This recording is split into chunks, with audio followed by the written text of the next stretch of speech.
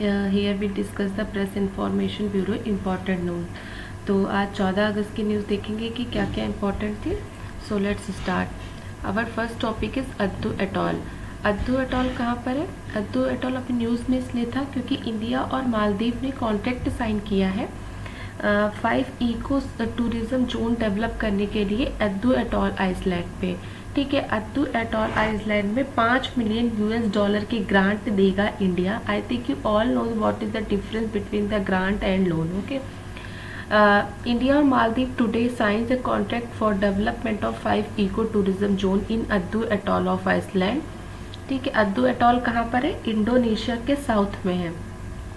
ठीक है, और ये जो इको टूरिज्म जोन डेवलप कर रही है किसका पार्ट है? ये high impact community development project जो पहले से चल रहा है उसका एक पार्ट है। और अभी हम क्या दे रहे हैं? $5.5 मिलियन मालदीव को। तो नेक्स्ट देखते हैं अद्दू एटॉल कहाँ पर है। ये हमारा मालदीव है। मालदीव की कैपिटल सबको पता है माले, और ये इसके साउथ में ये है अद्दू एटॉल। ओके, नेक्स्ट देखते हैं international youth day. International youth day कब मनाया जाता है? 12 अगस्त को मनाया जाता है, और ये न्यूज़ में यूएन के द्वारा मनाया जाता है।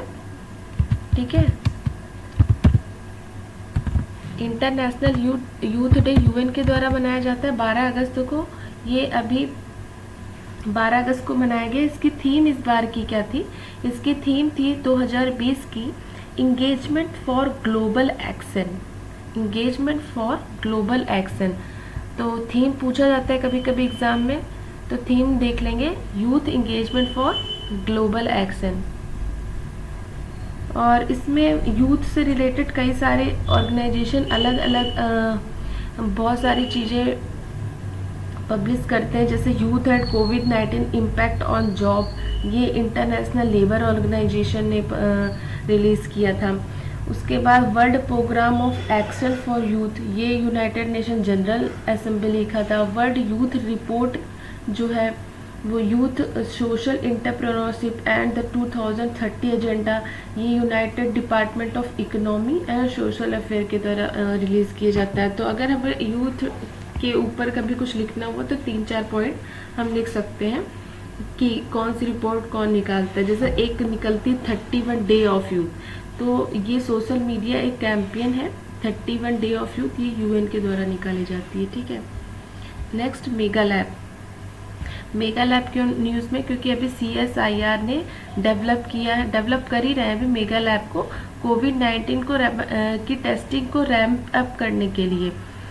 इसमें क्या है कि करते क्या है इसमें हम नेक्स्ट जनरेशन सीक्वेंसिंग मशीन का यूज़ करेंगे।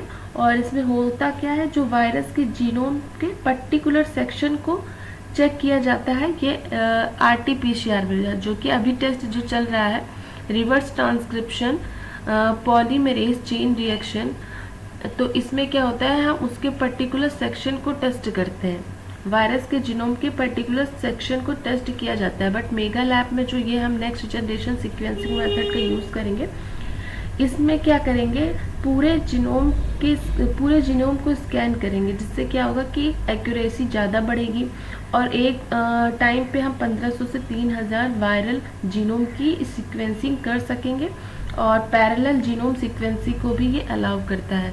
तो इसमें RT-PCR में पर्टिकुलर सेक्शन को जब हम स्कैन करते हैं और उस सेक्शन के अलावा अगर कहीं और पे हुआ तो हमें नहीं पता चलता है। तो जो नेक्स्ट जनरेशन सीक्वेंसिंग मशीन है मेगा लैब में, उसमें हम क्या करेंगे, पूरे जीनोम को हम स्कैन करेंगे, जिससे उसकी एक्यूरेसी बढ़ेगी। तो ये हमारा था मेगा लैब जो कि CSIR डेवलप कर रहा है। यही दिया है डिफरेंस क्या है नेक्स्ट जनरेशन सीक्वेंसिंग मशीन में और RT-PCR में। ठीक है,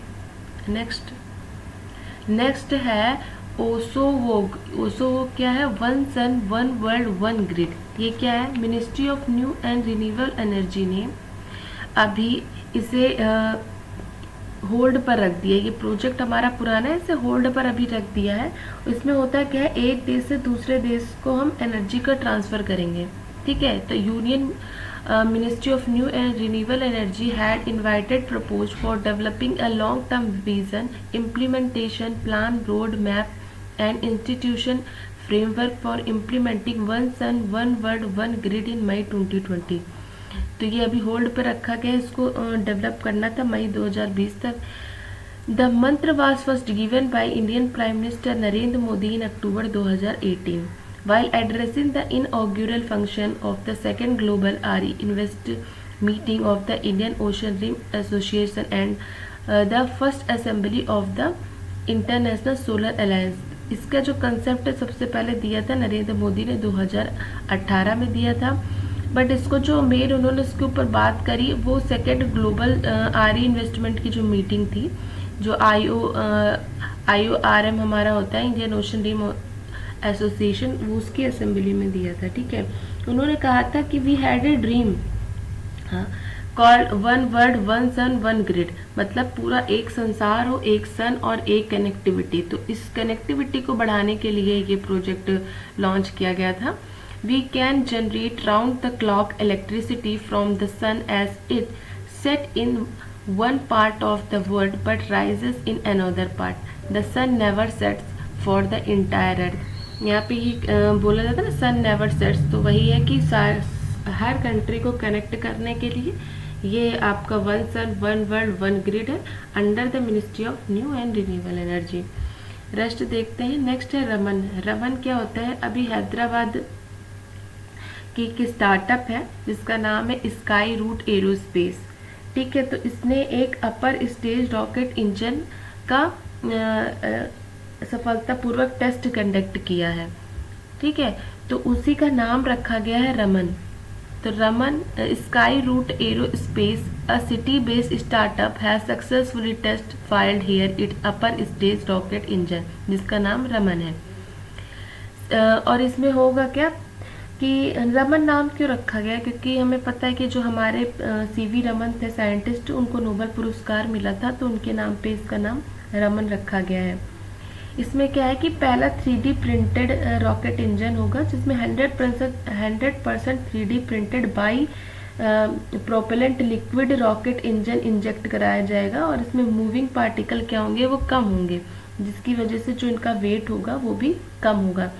इसमें क्या एक ही मिशन में हम अलग अलग ऑर्बिट में अलग अलग सैटेलाइट इंसल्ट कर सकते हैं, जिससे कि मल्टीपल ऑर्बिट रीस्टार्ट, यानी कि रमन में मल्टीपल ऑर्बिट वाला जो कॉन्सेप्ट है वो भी इसमें देखने को मिलेगा।